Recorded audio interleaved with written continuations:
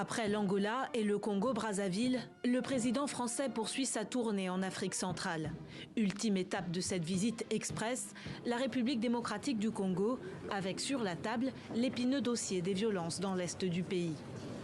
Le pillage à ciel ouvert de la République démocratique du Congo doit cesser. Ni pillage, ni balkanisation, ni guerre.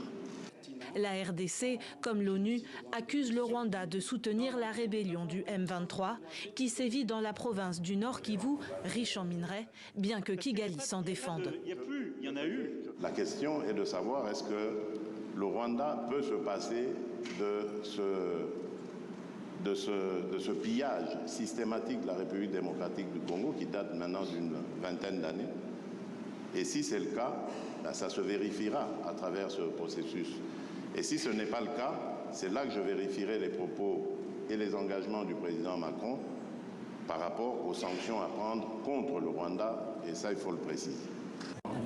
Malgré la demande des Congolais, Emmanuel Macron n'a pas fermement condamné le Rwanda et en a profité pour réaffirmer la position française.